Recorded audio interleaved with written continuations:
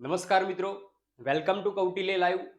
મિત્રો, સફળતાના શિખર સુધી તે જ પહોંચે છે જેના સપનામાં જાન હોય. પાંખોથી કંઈ થતું નથી, હિંમતથી ઉડાન હોય.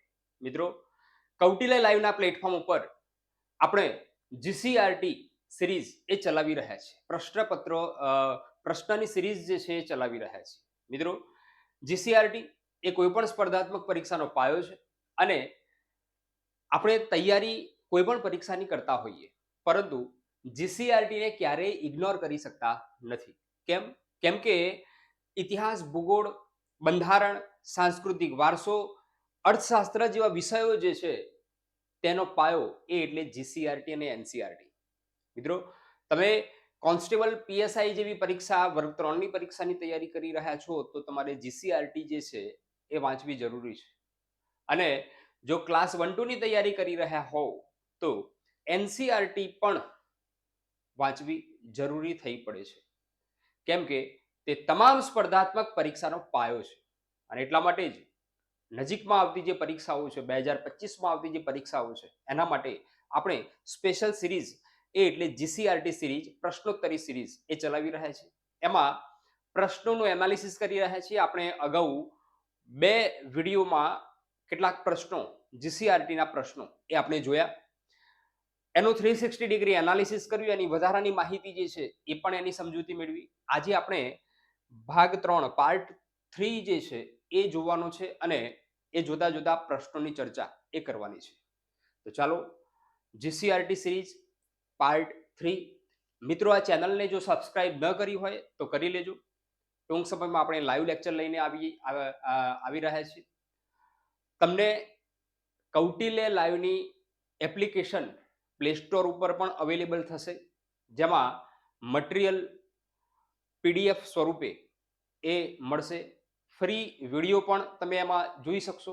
એટલા માટે આજે જ, હમણાં જ પ્લે સ્ટોર પરથી કૌટિલ્ય લાઈવની એપ્લિકેશન એ તમે ડાઉનલોડ કરી શકો છો. ચાલો, જીસીઆરટી સિરીઝ પાર્ટ 3 જોઈએ. પહેલો પ્રશ્ન, આર્યોની આશ્રમ વ્યવસ્થાનો ત્રીજો તબક્કો એ કયો છે? આર્યની વાત કરવામાં આવી છે. અહીંયા આર્યો જે છે એની વાત કરવામાં આવેલી છે. આર્યો એટલે વૈદિક કાળ. વૈદિક કાળ.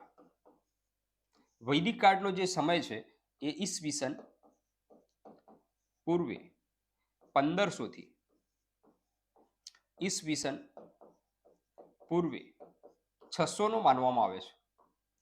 એને વૈદિક કાળ તરીકે ઓળખવામાં આવે છે, અથવા તો આ આર્યકાળ, આર્ય યુગ તરીકે ઓળખવામાં આવે છે. આર્યો જે છે, આર્યો એમને ભારતના મૂળ નિવાસી, ભારતના મૂળ નિવાસી કોણ? તો આર્યો. આ ધ્યાનમાં રાખજો, એની વાત કરવામાં આવી છે. એમાં આશ્રમ વ્યવસ્થા જે છે, આર્યોની આશ્રમ વ્યવસ્થા છે. કેટલા આશ્રમ છે? તો 4 આશ્રમ છે. 4 આશ્રમ. એ આશ્રમ વ્યવસ્થાનો ત્રીજો તબક્કો કયો? એની વાત છે. બરાબર છે. હવે ધ્યાનમાં રાખજો, અહીંયા આ પહેલો તબક્કો છે બ્રહ્મચર્યાશ્રમ. આ પહેલો તબક્કો છે. બીજો તબક્કો કયો આવશે? તો ગૃહસ્થ આશ્રમ, એ બીજો તબક્કો આવશે. ત્રીજો તબક્કો કયો આવશે? તો વાનપ્રસ્થ આશ્રમ, એ ત્રીજો તબક્કો આવશે. અને ચોથો તબક્કો જે છે એ સંન્યાસ આશ્રમ. અહીંયા ક્રમબદ્ધ જ ગોઠવેલા છે. ઘણી વખતે પરીક્ષામાં ઓલરેડી ક્રમબદ્ધ ગોઠવેલા જ હોય, એટલે એ પણ આપણે ધ્યાનમાં રાખવું. બરાબર, એટલે અહીંયા જવાબમાં શું આવશે?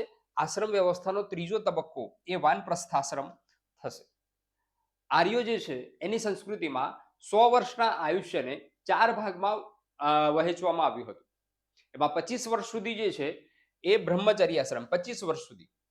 પછી 51 થી 75 વર્ષ સુધી ગૃહસ્થ આશ્રમ, એ પછી 26 થી 50 સુધી ગૃહસ્થ આશ્રમ, 51 થી 76 સુધી એ વાનપ્રસ્થાશ્રમ થશે. અને સંન્યાસ આશ્રમ જે છે એ પછી 76 થી જીવે ત્યાં સુધી એ સંન્યાસ આશ્રમ થશે. એટલે આ 4 વ્યવસ્થા છે, આશ્રમ વ્યવસ્થા, એના તબક્કાઓ છે. ક્લિયર? ધ્યાનમાં રાખજો. આ કેટલીક વધારાની માહિતી આર્યોની. ઓકે, એટલે જવાબ આવશે સી. મિત્રો કોમેન્ટ બોક્સમાં તમારા જવાબ પણ આવવા જોઈએ. કોમેન્ટ બોક્સમાં તમારા જવાબ આવવા જોઈએ. અમને અહીંયા ખબર પડે કે તમને આ કન્ટેન્ટ સમજાય છે કે નહીં. તેથી કોમેન્ટ બોક્સમાં તમારા જવાબ આવવા જોઈએ. ચેનલને એકવાર ફરીથી કહી દઉં કે સબસ્ક્રાઇબ કરી દેજો, લાઈક કરી દેજો અને શેર પણ કરી દેજો તમારા ગ્રુપમાં. જોઈએ નેક્સ્ટ ક્વેશ્ચન. ધાતુઓ અને પથ્થરો પર કોતરેલા લખેલા લેખ કયા નામે ઓળખવામાં આવે છે? છઠ્ઠા ધોરણનો પ્રશ્ન છે. તામ્રપત્રો, ભોજપત્રો, અભિલેખો, શિલાલેખો. બરાબર છે. અહીંયા શું છે? ધાતુઓ અને પથ્થરો પર કોતરેલા લેખ છે. એને શું કહેવામાં આવે છે? આપણે અગાઉની જે ટેસ્ટ સિરીઝ હતી આમાં, બરાબર, પ્રથમ ટેસ્ટ સિરીઝ હતી એમાં ભોજપત્રોની વાત કરી હતી. ભુર્જ નામના વૃક્ષની છાલ ઉપર લખેલું જે લખાણ હોય એને ભોજપત્ર તરીકે ઓળખવામાં આવે છે. બરાબર છે. તામ્રપત્રો એટલે તાંબાના પતરા પર લખેલું જે લેખ હોય એને તામ્રપત્રો તરીકે ઓળખવામાં આવે છે. જ્યારે અભિલેખો જે છે એ પથ્થરો પર કોતરેલા જે લેખ હોય એને અભિલેખો તરીકે ઓળખવામાં આવે છે. એટલે આપણો જવાબ શું આવશે? તો અભિલેખો, શિલાલેખો. બરાબર છે. પથ્થરની શિલા હોય એને શિલાલેખો તરીકે ઓળખવામાં આવે છે. બરાબર છે. એના ઉપર લખેલો લેખ હોય. દાખલા તરીકે અશોક, સમ્રાટ અશોકનો જુનાગઢમાં મળી આવેલો શિલાલેખ, તો પથ્થરની શિલા છે એના ઉપર એને કોતરીને લખેલો લેખ છે, તો એ શિલાલેખ કહેવાય. બરાબર, આ ધ્યાનમાં રાખજો. એને અભિલેખ તરીકે પણ ઓળખવામાં આવશે. ક્લિયર? જોઈએ નેક્સ્ટ ક્વેશ્ચન. નીચેના વિધાનો તપાસો. આવા વિધાનો જે છે પૂછાતા હોય છે પરીક્ષામાં, ધ્યાનમાં રાખજો. ઈરાનીઓ સિંધુ નદીને ઇન્સી તરીકે ઓળખતા હતા, ઇન્સી કહેતા હતા. આ પણ છઠ્ઠા ધોરણનો જ પ્રશ્ન છે. ઈરાનીઓ સિંધુ નદીને ઇન્સી કહેતા અને વિધાન 2 માં આપેલું છે ગ્રીસના લોકો સિંધુ નદીને હિનોસ કહેતા. બરાબર છે. હિનોસ અને ઇન્સી શું છે? અહીંયા બે વિધાનો આપેલા છે. ઈરાનીઓ ઇન્સી કહેતા અને ગ્રીસના લોકો હિનોસ કહેતા. હવે અહીંયા સત્યતા તપાસવાની છે વિધાનની. બરાબર. વિધાન 1 સત્ય, વિધાન 2 અસત્ય. વિધાન 1 અસત્ય, વિધાન 2 સત્ય. સીમાં છે વિધાન 1 સત્ય અને 2 સત્ય. વિધાન 1 અસત્ય અને 2 અસત્ય. શું જવાબ આવશે મિત્રો? આનો જવાબ શું આવશે? અહીંયા ઈરાનીઓ અને ગ્રીકો આ બેની વાત કરવામાં આવી છે અને વાત છે સિંધુ નદી. આપણે આગળ વાત કરી હતી સિંધુ નદી જે છે એ સપ્ત નદીઓમાંની એક નદીઓ છે. સપ્ત નદીઓનું વર્ણન જે છે એ ઋગ્વેદમાં કરવામાં આવેલું છે. બરાબર છે. એટલે સિંધુ નદી જે છે એને ગ્રીકો જે છે એ ઇન્ડસ તરીકે ઓળખતા હતા. ઇન્ડસ તરીકે ઓળખતા હતા અને ઈરાનીઓ જે છે એ હિન્ડોસ તરીકે ઓળખતા હતા. આ ધ્યાનમાં રાખજો. હિન્ડોસ અને ઇન્ડસ આ બે શબ્દો. અને એના ઉપરથી ઇન્ડિયા શબ્દ જે છે આવેલો છે. બરાબર છે.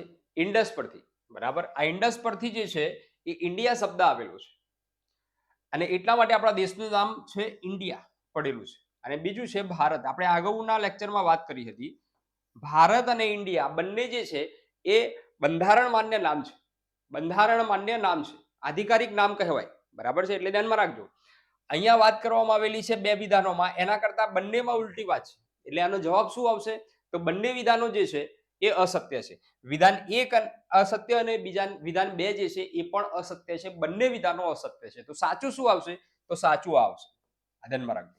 ઈરાનીઓ હિન્ડસ તરીકે ઓળખતા અને ગ્રીકો જે છે એ ઇન્ડસ તરીકે ઓળખતા હતા. ક્લિયર? ઓકે. જોઈએ નેક્સ્ટ ક્વેશ્ચન.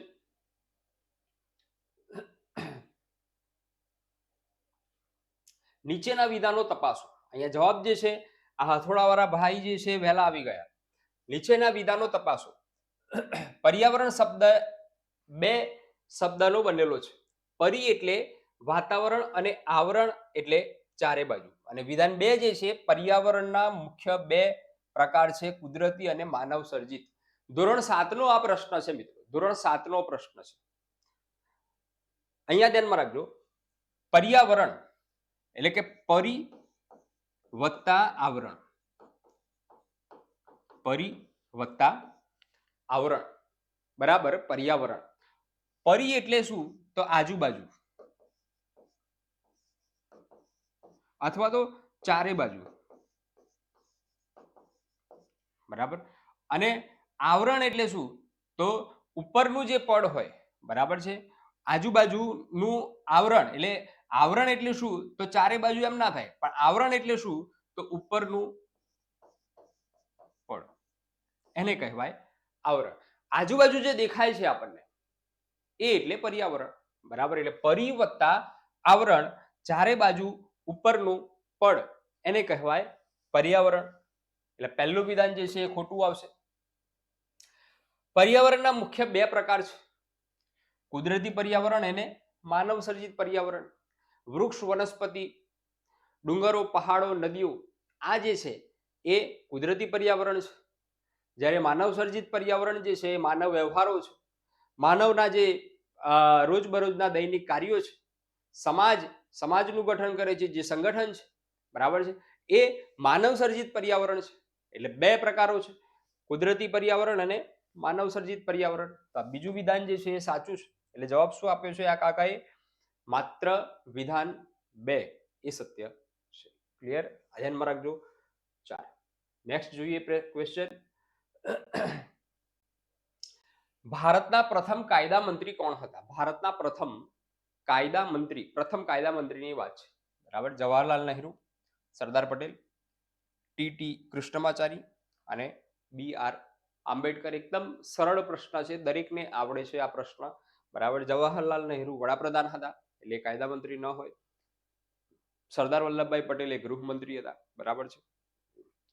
BR આંબેડકર જે છે એ પ્રથમ કાયદા મંત્રી આવશે, બરાબર. BR આંબેડકર, ભીમરાવ આંબેડકર. જોઈએ નેક્સ્ટ ક્વેશ્ચન. મુગલ શહેનશાહ અકબરે ગુજરાત પર ક્યારે આક્રમણ કર્યું હતું? મુગલ શહેનશાહ જે હતા, મુગલ બાદશાહ જે હતા અકબર, એમને ગુજરાત જીત્યું હતું, બરાબર. એમને આક્રમણ ક્યારે કર્યું હતું? 1601, 1539, 1520 કે 1572? ક્યારે આક્રમણ કર્યું હતું? મિત્રો ધ્યાનમાં રાખજો, અકબર જે છે એમને ગુજરાત ઉપર જ્યારે આક્રમણ કર્યું એ વખતે સલ્તનત હતું, સલ્તનત કાળ ચાલતો હતો. અને એ સલ્તનત કાળ જે છે એમાં મુઝફ્ફર શાહ ત્રીજો એ શાસન કરતો હતો. સલ્તનત કાળનો આ મુઝફ્ફર શાહ ત્રીજો એ શાસન કરતો હતો. અને એ સમયે અકબર જે છે એને આક્રમણ કર્યું, બરાબર છે. અને મુઝફ્ફર શાહ ત્રીજાને એને 1572 હરાવ્યો, બરાબર. અને પછી અકબરનો સૂબો આવ્યો. કોણ? તો મિર્ઝા અઝીઝ કોકા. મિર્ઝા અઝીઝ કોકા એ મોગલોનો ગુજરાતનો પ્રથમ સૂબો અકબરનો જે હતો તે હતો, બરાબર છે. એટલે જવાબ શું આવશે? તો 1572 એ જવાબ આવશે. 1572 અકબરે ગુજરાત ઉપર આક્રમણ કર્યું હતું. ક્લિયર?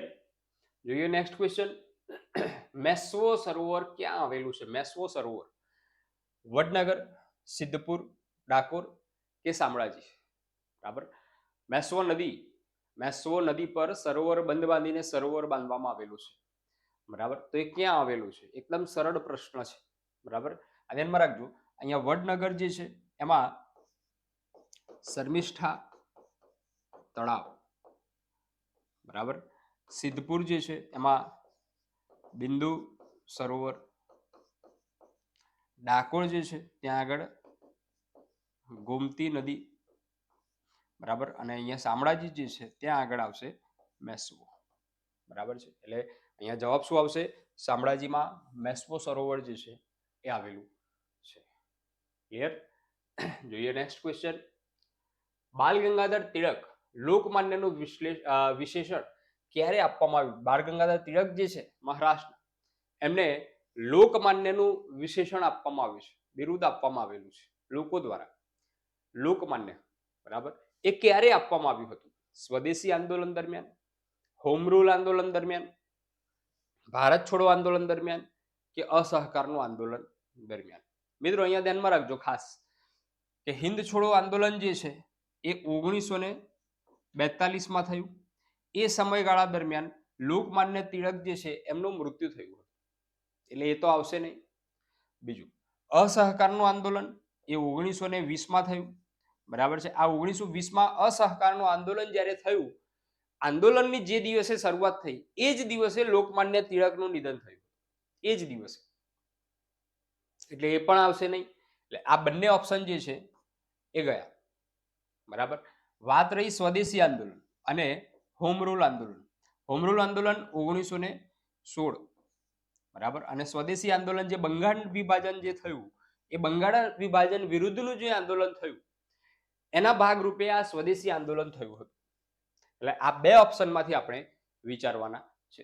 હોમ રૂલ આંદોલન જે છે એમાં લોકમાન્ય તિલક જે છે એ પણ હતા, મહારાષ્ટ્રમાં એમને આગેવાની લીધી, અને એની બેસન્ટ એમને પણ હોમ રૂલ આંદોલન જે છે એમની આગેવાની લીધી હતી, બરાબર છે.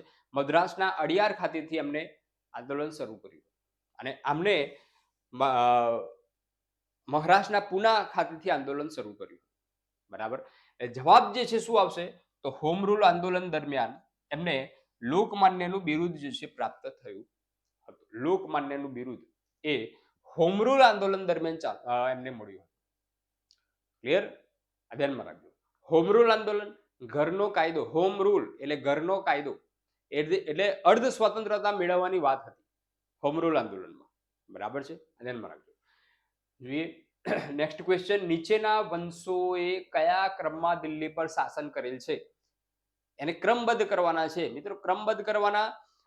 ઔદ્યોગિક, આપણે અગાઉની જે પ્રશ્નપત્ર સિરીઝ જોઈ એમાં પણ આવો એક પ્રશ્ન જોયો હતો. નીચેના લોખંડના ઉદ્યોગોને દક્ષિણથી ઉત્તર તરફ ક્રમબદ્ધ કરો, એ આપણે વાત કરી હતી, બરાબર. આવું ક્રમબદ્ધ કરવાનું ઘણી વખતે પૂછાતું હોય છે, પરીક્ષામાં પૂછાયેલા આ પ્રશ્નો છે, ધ્યાનમાં રાખજો. આ વંશ ખિલજી વંશ, લોધી વંશ, સૈયદ વંશ, ગુલામ વંશ અને તુગલક વંશ, બરાબર છે. હવે આ શું છે? તો આ દિલ્હી સલ્તનત છે. આ દિલ્હી સલ્તનત છે. ધોરણ 7 નો પ્રશ્ન છે. આ ધોરણ 7 ના પાઠ્યપુસ્તકમાં આ ચેપ્ટર આવે છે, દિલ્હી સલ્તનત. આ ધ્યાનમાં રાખજો મિત્રો. દિલ્હી સલ્તનત ઈસવીસન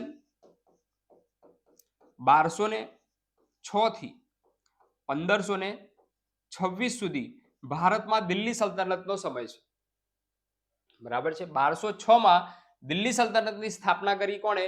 તો કુતુબુદ્દીન ઐબકે. મોહમ્મદ ગોરીનો સેનાપતિ હતો કુતુબુદ્દીન ઐબક, એને સ્થાપના કરી છે દિલ્હી સલ્તનતની, અને એ ગુલામ વંશનો હતો. એ પહેલો કયો વંશ આવશે? તો ગુલામ વંશ, બરાબર છે. ગુલામ વંશ પછી કયો આવશે? તો અલ્લાઉદ્દીન ખિલજીનું નામ તમે દરેકે સાંભળ્યું હશે, અલ્લાઉદ્દીન ખિલજીનું નામ, બરાબર છે. અહીંયા અલ્લાઉદ્દીન ખિલજી એટલે ખિલજી વંશ જે છે એ બીજો આવશે, બરાબર. ત્રીજો વંશ કયો આવશે? તો તમે બધાએ ગ્યાસુદ્દીન તુગલકનું નામ સાંભળ્યું હશે, બરાબર. અસફળતાઓનો બાદશાહ તરીકે ઓળખાય છે ઇતિહાસમાં, બરાબર છે. એટલે તુગલક વંશ આવશે, બરાબર. ચોથો વંશ જે છે કયો આવશે? તો સૈયદ વંશ. ખિજખાનું નામ તમે સાંભળ્યું હશે, સૈયદ વંશ. તૈમુરલંગનું આક્રમણ થયું, અને તૈમુરલંગના આક્રમણ પછી સૈયદ વંશ જે છે સ્થાપિત કરી, દિલ્હીમાં સ્થાપિત થયો. પણ આનું કોઈ ઐતિહાસિક મહત્વ નથી, પરંતુ એ સૈયદ વંશ જે છે થોડા સમય માટે દિલ્હી સલ્તનતમાં આવે છે, એટલે સલ્તનતમાં એની ગણના થાય, બરાબર. સૈયદ વંશ આવે છે. પાંચમો વંશ કયો આવશે? તો લોધી વંશ, બરાબર છે. લોધી વંશ જે છે એ ભારતનું પ્રથમ અફઘાન સામ્રાજ્ય, બહલોલ લોધી દ્વારા એની સ્થાપના થઈ. અને છેલ્લે ઇબ્રાહિમ લોધી આવે છે, અને ઇબ્રાહિમ લોધી અને મોગલ બાબર એ 1526 પાનીપતનું પ્રથમ યુદ્ધ, આ બંને વચ્ચે લડાઈ છે, અને એમાં બાબરની જીત થાય છે અને મોગલ સામ્રાજ્યની સ્થાપના થાય છે. ત્યાં સુધી દિલ્હી સલ્તનત કહેવાશે. ક્લિયર? એટલે આ રીતે ક્રમમાં 1 2 3 4 5, બરાબર છે. ગુલામ વંશ, ખિલજી વંશ, તુગલક વંશ, સૈયદ વંશ અને લોધી વંશ. તો જવાબમાં શું આવશે? ડી 4 1 5 3 અને 2 આપણો જવાબ જે છે થશે. ક્લિયર? આવી રીતે ક્રમબદ્ધ કરવાના કેટલાક પ્રશ્નો એ પૂછાતા હોય છે, એટલે ઘણી વખતે ઇતિહાસના જે વંશો જે છે એ પણ આપણે ક્રમબદ્ધ ધ્યાનમાં રાખવા જોઈએ. મિત્રો, આપણે જીસીઆરટી વાંચીએ છીએ, તમે દરેકે જીસીઆરટી નું કન્ટેન્ટ જે છે વાંચ્યું છે, પરંતુ જ્યાં સુધી એ જીસીઆરટી જે છે એના પ્રશ્નો કેવી રીતે પૂછાય છે એ જ્યારે તમે ફેસ નહીં કરો ત્યાં સુધી તમને એ જીસીઆરટી નું કન્ટેન્ટમાંથી પ્રશ્નો કેવી રીતે પૂછાશે એ ખબર પડશે નહીં. અને જ્યારે પરીક્ષામાં ઓચિંતા આવા પ્રશ્નો પૂછાઈ જાય છે એ વખતે આપણે કન્ફ્યુઝનમાં મુકાઈ જઈએ છીએ અને એનો જવાબ જે છે આપણને આવડતો હોવા છતાં પણ ખોટો કરી નાખીએ છીએ. એટલે જીસીઆરટી વાંચ્યા પછી સૌથી વધારે એ તૈયાર કરવાની ટેકનિક જો હોય સારામાં સારી તો એ સૌથી વધારે પ્રશ્નો ફેસ કરવા એ સૌથી સારી ટેકનિક છે, જેથી કરીને જીસીઆરટી નું કન્ટેન્ટ તમારા મગજમાં દ્રઢ થાય, સ્થિર થાય અને એના વિષયો જે છે તમે સમજી શકો. ક્લિયર? જોઈએ નેક્સ્ટ ક્વેશ્ચન. ભારતમાં કયા રાજ્યનું લોકસભા અને રાજ્યસભામાં સૌથી વધુ પ્રતિનિધિત્વ છે? ગુજરાત, ઉત્તર પ્રદેશ, રાજસ્થાન અને તમિલનાડુ. કયું રાજ્ય એવું છે કે જેમાં લોકસભા અને રાજ્યસભામાં એના સૌથી વધારે સભ્યો છે? મિત્રો એક વસ્તુ ધ્યાનમાં રાખજો, સભ્ય સંખ્યા જે છે, સભ્ય સંખ્યા એ વસ્તીના આધારે નક્કી થાય. વસ્તીના આધારે સભ્ય સંખ્યા જે છે નક્કી થાય. બરાબર? એટલે વસ્તીના આધારે સૌથી મોટું જો કોઈ રાજ્ય હોય તો ઉત્તર પ્રદેશ છે.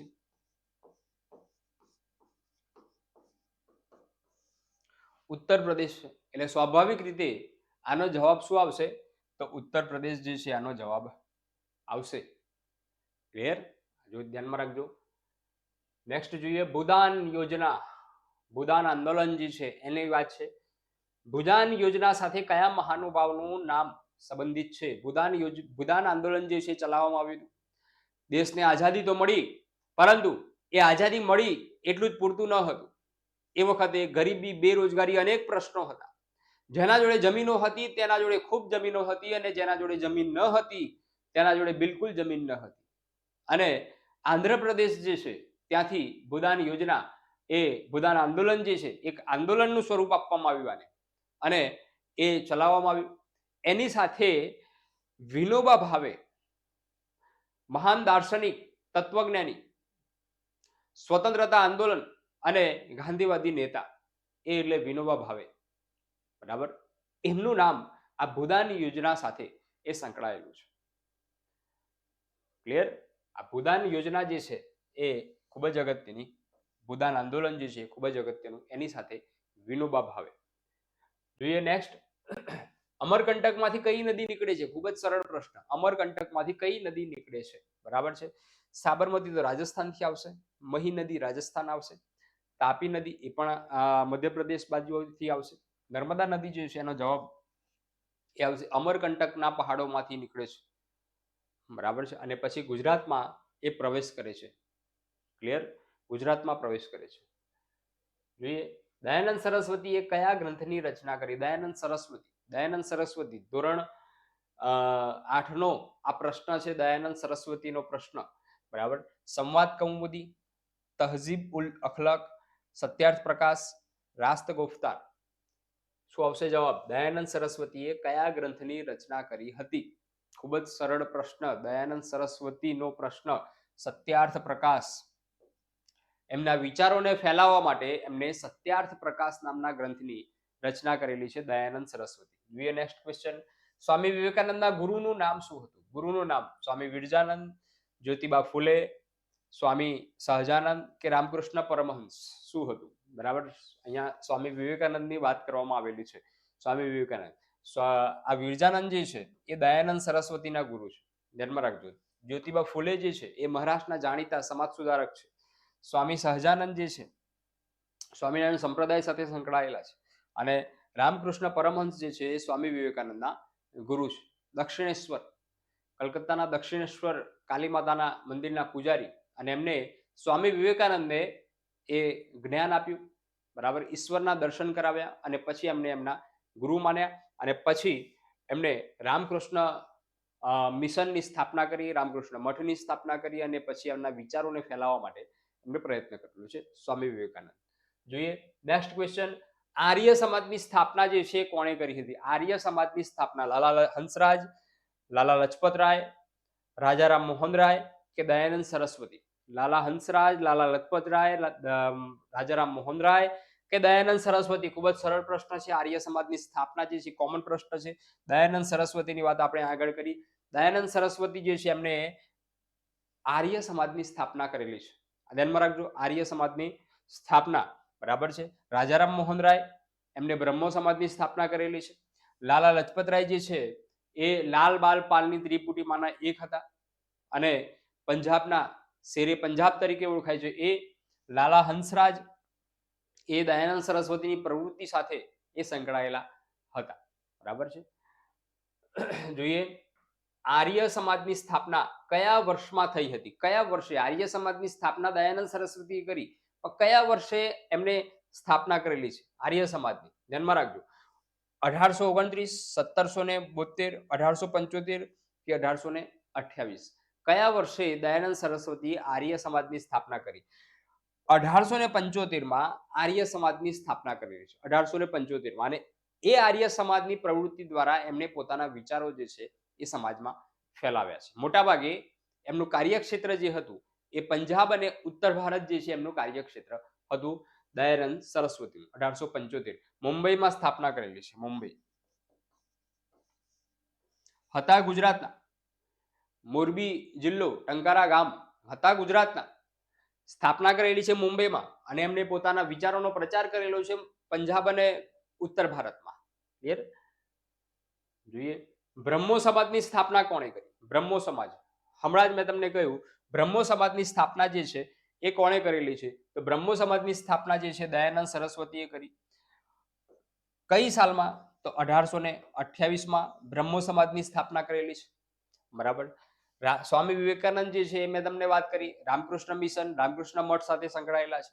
જ્યોતિબા ફૂલે જે છે એ મહારાષ્ટ્રના જાણીતા સંત સમાજ સુધારક છે અને એમને કન્યા શાળાઓ સ્થાપિત કરેલી છે. મહિલા શિક્ષણ સાથે એમનું નામ જે છે એ સંકળાયેલું છે. જ્યોતિબા ફૂલે અને સાવિત્રીબાઈ ફૂલે, બરાબર, આ બંનેનું નામ જે છે સંકળાયેલું છે. સ્વામી દયાનંદ સરસ્વતી જે છે એ આપણે આગળ વાત કરી, આર્ય સમાજ. જોઈએ નેક્સ્ટ ક્વેશ્ચન. ટૂંકા ગાળાની વાતાવરણની સરેરાશ સ્થિતિને એ શું કહેવામાં આવે છે? ટૂંકા ગાળાની જે વાતાવરણની સરેરાશ સ્થિતિ હોય એને શું કહેવાય? આબોહવા કહેવાય, હવામાન કહેવાય, તાપમાન કહેવાય કે વાતાવરણનું દબાણ કહેવાય? મિત્રો, ટૂંકા ગાળાની વાતાવરણની સ્થિતિ અને લાંબા ગાળાની વાતાવરણની સ્થિતિ આ બંને આવે છે, બરાબર. આપણે બંને જોઈએ છે. ટૂંકા ગાળાની જે વાતાવરણની સ્થિતિ હોય એને શું કહેવાય? તો હવામાન કહેવાય, બરાબર. હવામાન જે છે દૈનિક બદલાતું હોય એને હવામાન કહેવાય, એને ટૂંકા ગાળાની સ્થિતિ કહેવાય. આજનું હવામાન કેવું છે? હવામાન સમાચાર એ દૈનિક આવે છે, બરાબર, તો એને હવામાન કહેવાય, ટૂંકા ગાળાની સ્થિતિ કહેવાય. અને લાંબા ગાળાની સ્થિતિ હોય તો એને આબોહવા કહેવાય. ચોક્કસ પ્રદેશની ચોક્કસ આબોહવા હોય, બરાબર છે. માની લો કે દક્ષિણ ભારતમાં જઈએ તો ભેજવાળી આબોહવા હોય, બરાબર છે.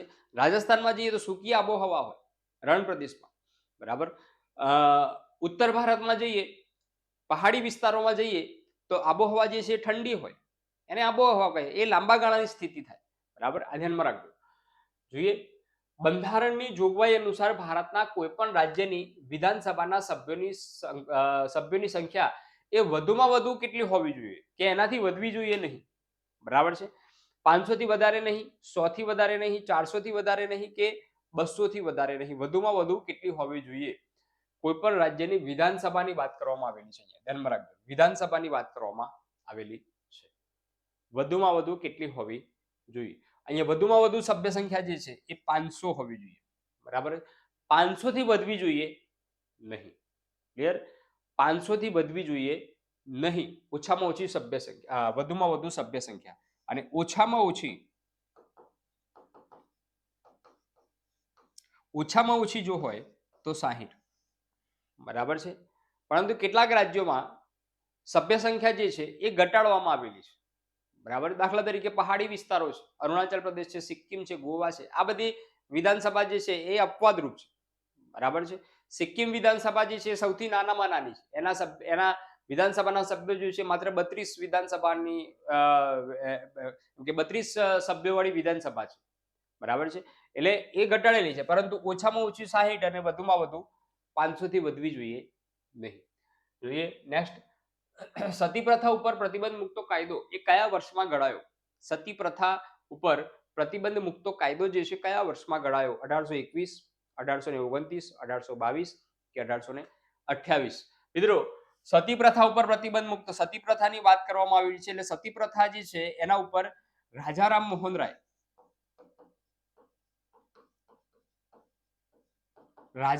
રાય નું નામ સંકળાયેલું છે અને બ્રહ્મો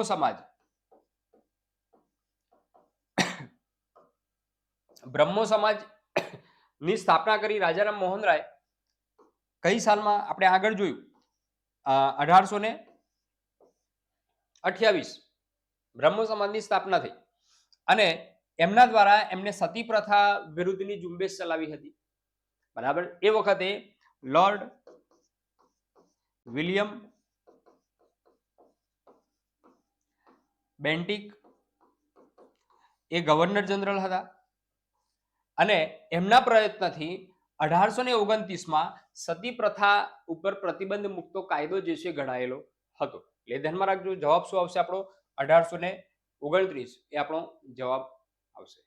ઓકે, જોઈએ નેક્સ્ટ ક્વેશ્ચન. નીચેના વિધાનો તપાસો. રાજારામ મોહન રાયનો જ પ્રશ્ન છે.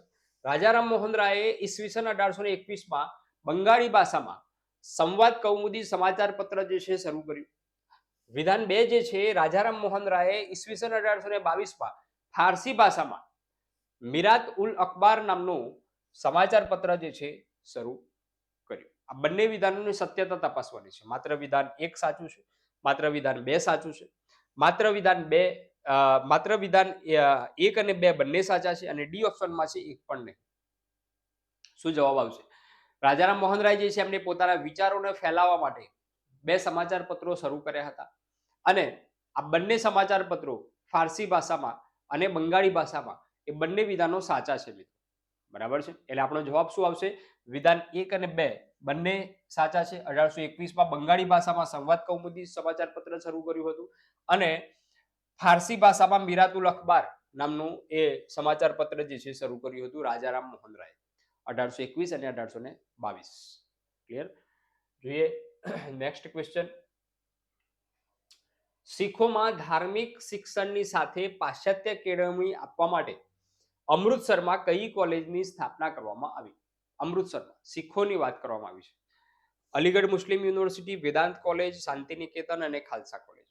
હવે અહીંયા ઓપ્શન જ ખૂબ જ સરળ છે, બરાબર. આ પ્રશ્ન અગાઉની પરીક્ષામાં પૂછાઈ ગયેલો છે.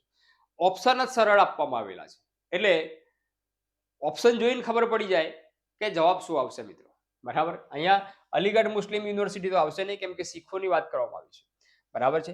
વેદાંત કોલેજ જે છે એ પણ નહીં આવે. શાંતિ નિકેતન એ તો પશ્ચિમ બંગાળમાં હતી, એ પણ નહીં આવે. તો શું આવશે? ખાલસા, બરાબર છે. ખાલસા કોલેજ જે છે એની સ્થાપના કરવામાં આવેલી છે. ક્લિયર? જોઈએ નેક્સ્ટ ક્વેશ્ચન. સૂર્યમંડળનો સૌથી મોટો ગ્રહ એ કયો છે? સૂર્યમંડળનો સૌથી મોટામાં મોટો ગ્રહ જે છે એ કયો છે સૂર્યમંડળનો? મંગળ, બુધ, ગુરુ, શુક્ર કે ગુરુ? 4 ઓપ્શન છે. સરળ છે, આ પણ અનેક વખત પૂછાયેલો આ પ્રશ્ન છે.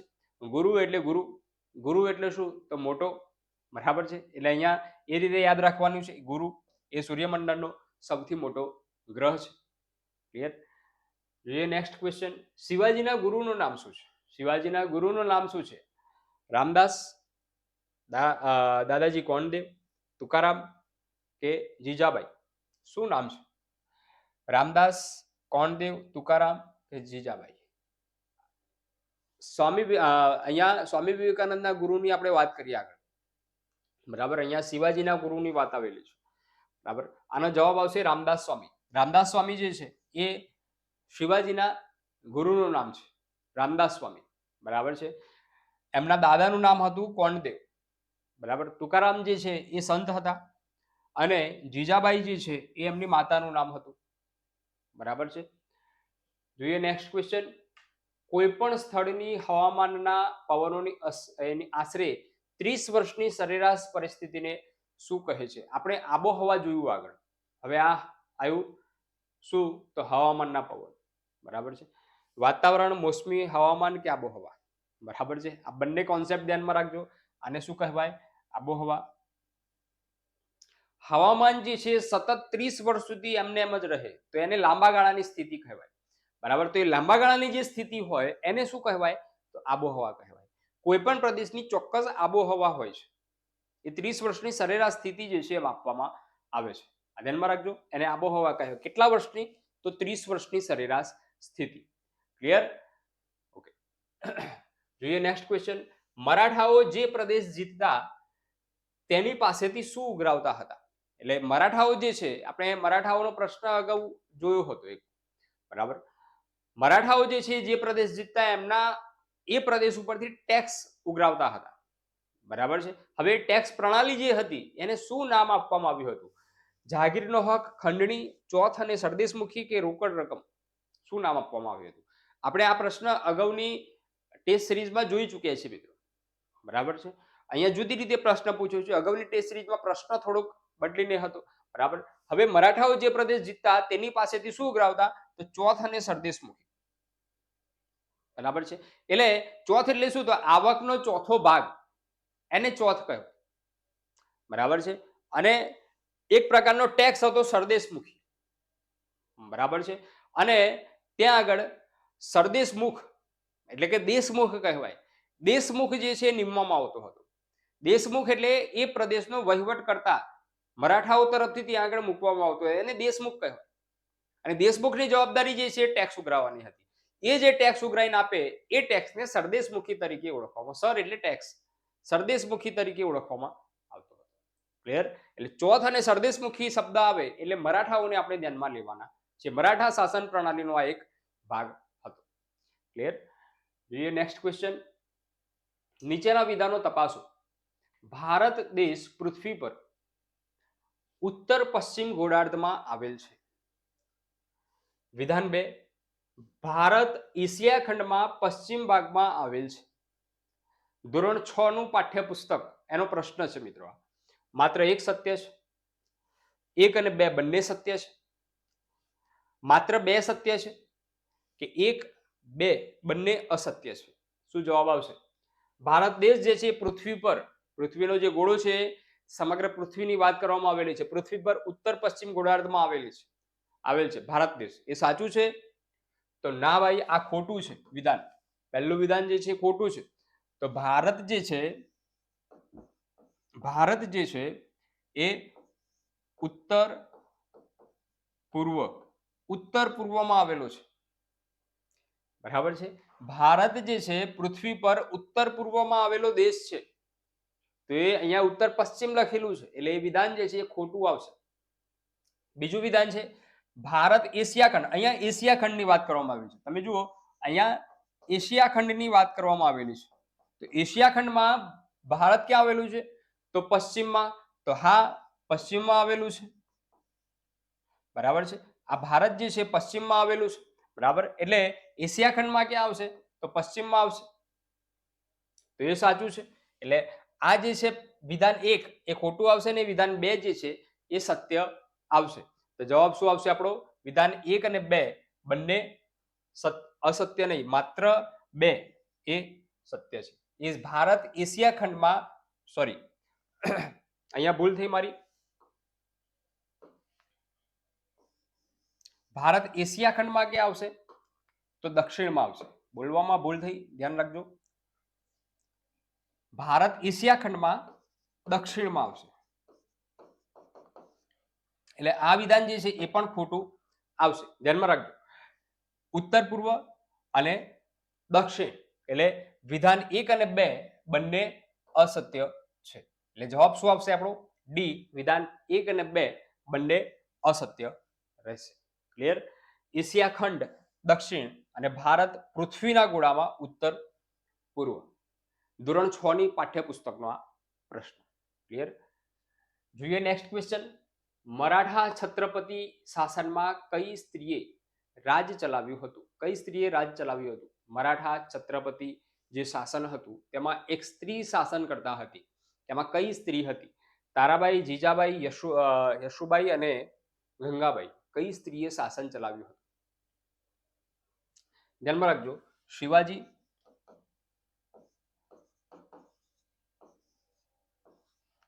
એના 2 પુત્રો સંભાજી અને રાજારામ. આ ધ્યાનમાં રાખજો. શાંભાજી અને રાજારામ. ક્લિયર? આ રાજારામની પત્નીનું નામ હતું તારાબાઈ.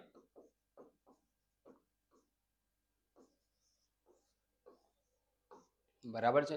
આ તારાબાઈ જે છે એમને શાસન ચલાવ્યું હતું. શિવાજીનું મૃત્યુ થયું. શિવાજીના મૃત્યુ જે છે એ 1680 થયું. શિવાજીનું મૃત્યુ. શિવાજીના મૃત્યુ પછી આ સંભાજી જે છે ગાદી પર આવ્યો, પરંતુ એને ઔરંગઝેબે હત્યા કરી. ઔરંગઝેબ દ્વારા એની હત્યા કરવામાં આવી અને પછી રાજારામ જે છે ગાદી પર આવે છે. બરાબર? રાજારામ જે છે એને પણ ગાદી પરથી હટાવવામાં આવે છે અને તારાબાઈ જે છે એ પછી શાસનમાં આવે છે. એટલે તારાબાઈ નામની સ્ત્રી હતી, એમને મરાઠા સામ્રાજ્યમાં શાસન કરેલું હતું. ક્લિયર? આ સ્ત્રી શાસન કરતા છે મરાઠા. જોઈએ નેક્સ્ટ ક્વેશ્ચન. દેશના કયા રાજ્યના સાથે કલ્પસર યોજના એ સંબંધિત છે? કલ્પસર યોજના જે છે એ ચલાવવામાં આવી હતી. તમને બધાને ખબર હશે કલ્પસર યોજના જે છે કયા રાજ્ય સાથે સંલગ્ન છે? તો એનો જવાબ જે છે એ ગુજરાત આવશે. ગુજરાત સાથે, ગુજરાતમાં કલ્પસર યોજના જે છે ચલાવવામાં આવી હતી. બરાબર છે? મહી નદી સાથે જોડાયેલી છે આ કલ્પસર યોજના. બરાબર છે? ધ્યાનમાં રાખજો. જોઈએ નેક્સ્ટ ક્વેશ્ચન. પૃથ્વીની સપાટી પરના ભૂભાગોને શું કહે છે? પૃથ્વીની સપાટી ઉપર જે ભૂભાગ આવેલા હોય, સપાટી પરની વાત કરવામાં આવી છે. અહીંયા ધ્યાનમાં રાખજો, આ સપાટી ધ્યાનમાં રાખવાનું છે. સપાટી પરના જે ભૂભાગ આવેલા હોય એને શું કહેવાય? બરાબર? મૃદાવરણ, જલાવરણ, વાતાવરણ કે જીવાવરણ? તો આને શું કહેવાય? મૃદાવરણ કહેવાય. બરાબર? સપાટી પર ઉપર દેખાતા જે ભૂભાગો હોય એને મૃદાવરણ તરીકે ઓળખવામાં આવે છે. બરાબર છે? ધોરણ 7 નો આ પ્રશ્ન છે. મિત્રો, જીસીઆરટી ની ટેસ્ટ સિરીઝ જે છે આપણે જોઈ. અહીંયા 3 નંબરની આ ટેસ્ટ સિરીઝ છે.